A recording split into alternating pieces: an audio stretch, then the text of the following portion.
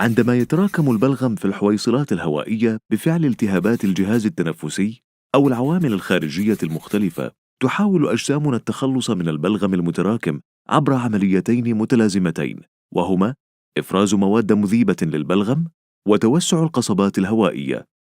ولكن في الغالب تأخذ الأجسام وقتاً طويلاً في التخلص من البلغم الزائد، ما يعني استمرار السعال لعدة أيام والتسبب في معاناة المرضى وإزعاجهم، خاصة الأطفال.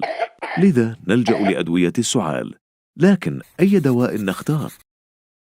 تعمل معظم أدوية السعال فقط على إذابة البلغم في الحويصلات، دون أن يكون لها أي تأثير على توسعة القصبات الهوائية، مما يصعب إخراج البلغم المسال.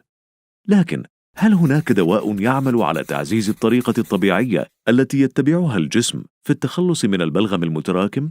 أثبتت الدراسات وعلى مدى عشرات السنين بأن شراب بروسبان المستخلص المميز من أوراق اللبلاب يعمل على زيادة إفراز المواد المذيبة للبلغم من جهة، والمساعدة على توسعة القصبات الهوائية لتسهيل خروج البلغم المسال من جهة أخرى، مما يساعد الجسم في الإسراع بالتخلص من البلغم المتراكم في الحويصلات، وبالتالي يقلل بشكل ملحوظ الفترة الزمنية للتعافي من السعال.